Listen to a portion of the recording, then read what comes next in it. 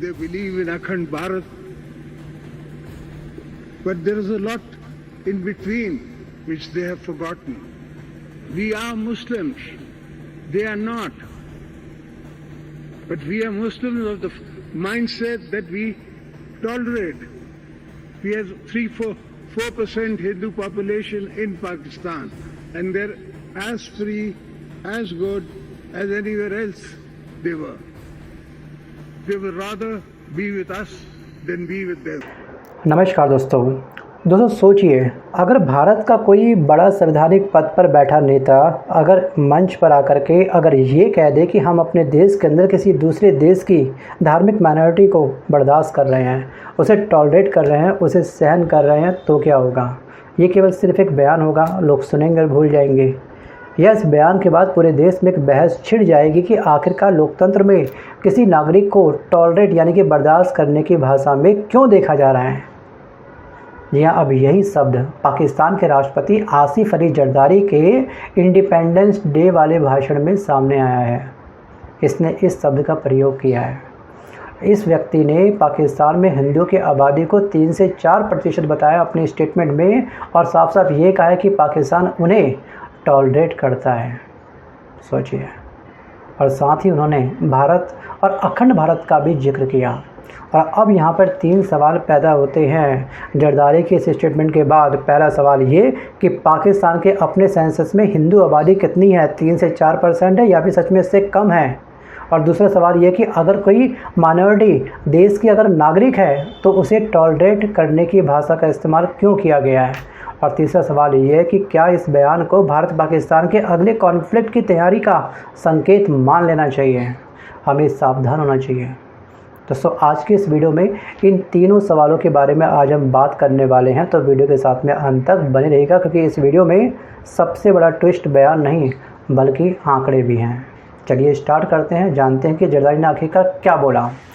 तो गाइस, 14 अगस्त को पाकिस्तान का इंडिपेंडेंस डे मनाया गया। ठीक है, कार्यक्रम हुआ और कार्यक्रम की एक छोटी सा एक वीडियो की एक क्लिप सोशल मीडिया पर वायरल हुई, जिसमें पाकिस्तान के राष्ट्रपति आसिफ अली जरदारी ने भारत के संदर्भ में अखंड भारत की सोच का जिक्र किया। और इसके बाद पाकिस्तान के राष्ट्रपति आसिफ जरदारी का ये भी दावा है कि पाकिस्तान में लगभग 3 से 4% हिंदू आबादी है और पाकिस्तान उन्हें बर्दाश्त करता है, टॉलरेट करता है।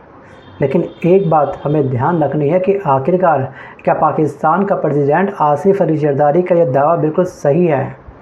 जी हाँ, अगर हम पाकिस्तान के सेंसस का जो डाटा है उसको हम ध्यान से स्टडी करें, अगर उसको डेप्थ में समझें, तो हम ये पाएंगे कि यहाँ पर आसिफ अली जरदारी का दावा बिल्कुल खोखला है।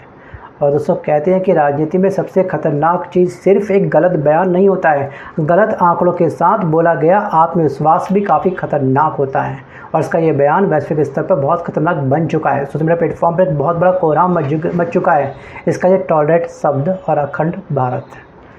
अगर हम ध्यान से देखें पाकिस्तान के सेंसस को, जाते हैं वर्ष 2023 की तरफ। पाकिस्तान के 2023 सेंसस के अनुसार हिंदू आबादी लगभग 52.17 लाख दर्ज की गई।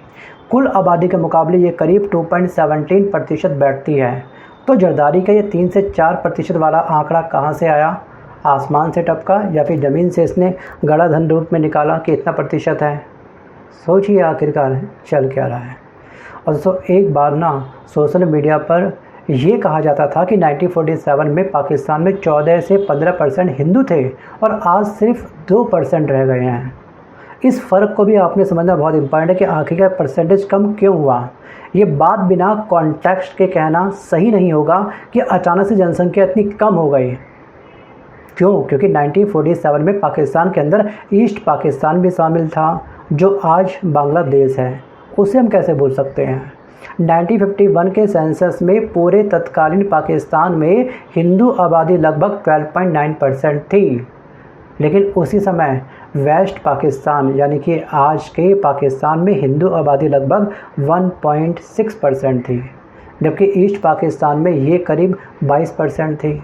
फिर 1971 में बांग्लादेश अलग हो गया, बांग्लादेश स्वतंत्र देश बन गया।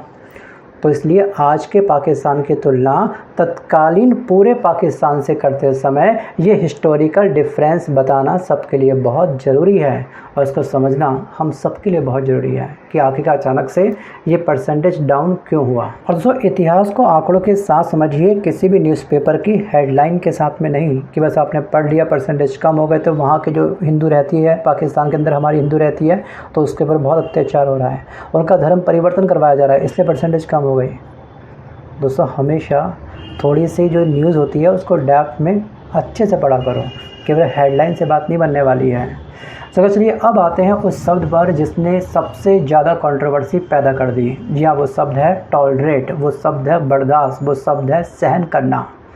बस किसी देश में माइनॉरिटी होना, किसी सरकार का उस माइनॉरिटी के ऊपर कोई एहसान नहीं है कि हम आपको ये फैसिलिटी प्रोवाइड कर रहे हैं। अगर कोई हिंदू पाकिस्तान का नागरिक है, अगर कोई मुस्लिम भारत का नागरिक है, अगर कोई क्रिश्चियन, सिख, बुद्धिस्ट या किसी भी दूसरे धर्म का नागरिक है, तो उसके अधिकार किसी सरकार की मेहरबानी नहीं होनी चाहिए। वो उस देश का नागरिक है, उस देश के बाद अपना खुद का संविधान होगा जिसमें हर नागरिक को समान अधिकार दिए गए हैं। तो आखिरकार ये टॉलरेट शब्द कहाँ से आ गया? सगस नागरिक को इक्वल राइट दिए जाते हैं संविधान के अंदर, और यही इस बयान की सबसे बड़ी समस्या बन गया जो उसने बोला है जरदारी ने, टॉलरेट शब्द। सोशल मीडिया प्लेटफॉर्म पर एक बहुत बड़ा कोहराम मच चुका है इसके शब्द रिलीज़ होने के बाद। ध्यान रखिएगा इस बात को दोस्तों, माइनॉरिटी को टॉलरेट नहीं बल्कि प्रोटेक्ट और रेस्पेक्ट मिलनी चाहिए। दोस्तों अब कोई भी इस बहस को सिर्फ इंडिया वर्सेस पाकिस्तान की लड़ाई बना करके छोड़ सकता है। काफ़ी लोग ये बोल रहे हैं कि ये बहुत बड़ा थ्रेट्स है जो पाकिस्तान के प्रेसिडेंट ने दिया है, तो भारत को समझ जाना चाहिए, भारत के ऊपर आने वाले समय में बहुत ही जल्द एक बहुत बड़ा हमला हो सकता है। लेकिन इस बात को हम इससे नहीं कि क्या होगा, बात का पतंगड़ नहीं, बल्कि हमको समझना चाहिए आंकड़ों के आधार पर। जी हाँ, अप्रैल 2026 में, आज से चंद महीनों पहले अप्रैल 2026 में ह्यूमन राइट्स एक्सपर्ट्स ने पाकिस्तान में माइनॉरिटी वुमेन और गर्ल्स के कह सकते हैं कि अबडक्शंस और force relations conversion through marriage को लेकर के चिंता जताई है। और यूएन एक्सपर्ट्स के अनुसार 2025 के उपलब्ध मामलों में या फिर उन आंकड़ों में लगभग 75% प्रभावित महिलाएं और लड़कियां थीं। जी हाँ, वो हिंदू थीं और 25% क्रिश्चियन थी, जिनका फोर्सफुली दोस्तों कह सकते हैं कि धर्म परिवर्तन करवाया गया। जी हाँ, ये बात कही है अप्रैल 2026 में यूएन ह्यूमन राइट एक्सपर्ट्स के द्वारा। और ये एक सबसे बड़ा सवाल भी है, क्या उस देश के अंदर हमारे हिंदू सुरक्षित हैं? और लगभग हम कह सकते हैं कि 80% जो घटनाएं जो दर्ज हुई हैं वो दर्ज हुई हैं सिंध प्रांत से।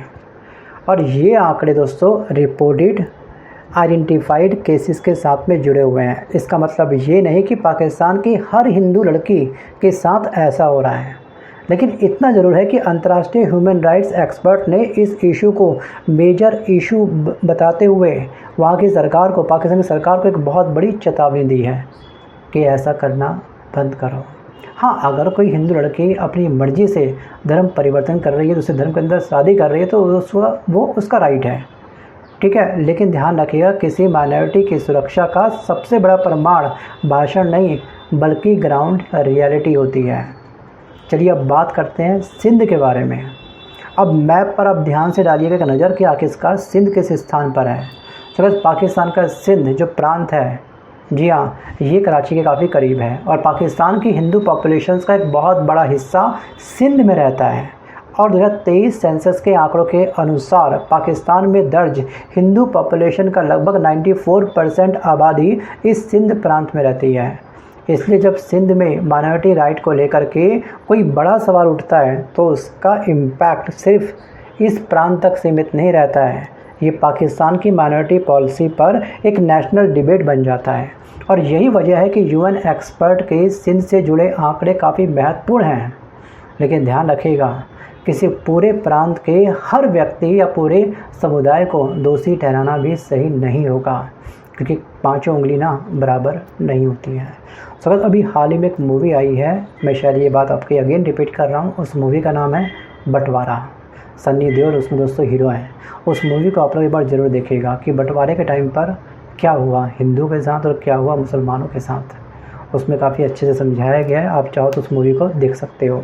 मैं आता हूँ वापस टॉपिक की तरफ। सो गाइस, समस्या किसी धर्म के आम लोगों से नहीं है, जी हाँ, बल्कि समस्या उन सिस्टम से है जो कमज़ोर नागरिक की रक्षा नहीं कर पाते हैं। चलिए अब आते हैं अखंड भारत वाले हिस्से पर। एक्चुअली पाकिस्तान के राष्ट्रपति जरदारी ने अपने बयान में भारत की अखंड भारत की सोच का भी जिक्र किया है। अब यहाँ पे ना दो नैरेटिव को अलग अलग करना बहुत इम्पॉर्टेंट है। भारत में अखंड भारत शब्द एक अलग है, इसकी अलग अलग धारणाएं हैं। जी हाँ, कई लोग इसे हिस्टोरिकल कल्चरल आइडिया के रूप में देखते हैं, तो कुछ लोग इसे सिविलाइजेशंस कंसेप्ट मानते हैं। लेकिन इसे ऑटोमेटिकली भारत सरकार की कोई तत्काल फॉरेन पॉलिसी प्लान मान लेना अलग बात होगी। इसलिए इस बयान से सीधे ये निष्कर्ष निकालना कि भारत सरकार पाकिस्तान को ख़त्म करके अखंड भारत बनने जा रही है, जी हाँ, ये तथ्यों से साबित नहीं होता है। इसके बयान से ये बात साबित नहीं होती है। और इसी तरह पाकिस्तान के राष्ट्रपति का एक एग्रेसिव स्टेटमेंट टॉलरेट अपने आप में ये साबित नहीं करता है कि पाकिस्तान निश्चित रूप से किसी नए युद्ध की तैयारी कर रहा है। ये आप ध्यान रखिएगा, क्योंकि काफ़ी सारे लोगों के मन में ये चीज़ आ रही है कि ये काफ़ी एग्रेसिव स्टेटमेंट थी जरदारी की, तो शायद भारत के लिए बहुत बड़ा खतरा है। अभी ये हम नहीं कह सकते हैं। बाकी ठीक है भैया, पाकिस्तान का दिमाग कुछ नहीं पता कब क्या कर जाए। लेकिन ये ज़रूर कहा जा सकता है कि इंडिया पाकिस्तान रिलेशनशिप में कह सकते हैं कि जो थ्रेड्स हैं इस स्टेटमेंट के बाद थोड़ा सा पैदा पक्का हुआ है।